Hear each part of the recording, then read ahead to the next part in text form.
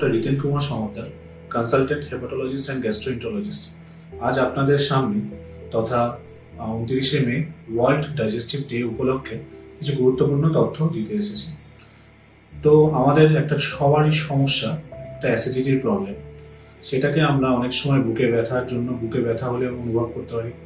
অনেক সময় রাতে আমাদের ঘুম ভেঙে যায় অ্যাসিডিটির জন্য। এই সমস্যাটা এখন আমাদের যে তথা লাইফস্টাইল, সেই লাইফস্টাইলের জন্য খুব কমন হয়ে গেছে। একে আমরা জিআরডি তথা গ্যাস্ট্রোইসোফেজিয়াল রিফ্লাক্স ডিজিজ বলি। এই রোগে আমাদের সব থেকে বেশি প্রবলেম হয় বুকটায় খুব জ্বলন লাগে, বুক জ্বলন হয়। তার সাথে আমাদের খাবার বমি হতে পারে, খাবার বেরিয়ে আসে মুখে, টক হতে পারে, টক লাগতে পারে, আর বুকে ব্যথা হতে পারে।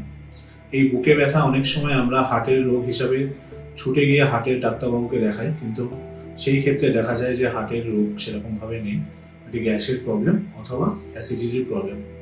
তো এই রোগটা অ্যাভয়েড করার জন্য আমাদের কিছু স্টেপ নিতে পারি। একটা হলো খাওয়ার পরে আমরা যাতে শুয়ে না পড়ি। যত তাড়াতাড়ি শুয়ে পড়ি তত এই প্রবলেম। অন্তত 1 ঘন্টা থেকে 2 ঘন্টা যদি গ্যাপ রাখতে পারি খাবার আর শোয়ার মধ্যে, সেটা সব থেকে ভালো। কিছু খাবার বর্জন করলে, যেমন ফাস্ট ফুড, জাঙ্ক ফুড, ময়দা জাতীয় খাবার, দুধ চা, দুধ কফি অথবা কোল্ড ড্রিঙ্কস, তার সাথে ড্রিঙ্কস আর স্মোকিং, এইগুলো অ্যাভয়েড করলে আমাদের এই খাদ্যের পরিমাণটা ভালো হবে। আর তথা এই সব সমস্যা দেখা দিলে অবশ্যই ডাক্তারকে আপনি যোগাযোগ করবেন, গ্যাস্ট্রোএন্টারোলজিস্ট। সেক্ষেত্রে আপনার চিকিৎসা কীরকম হবে সেটা তারা নির্ধারণ করবে।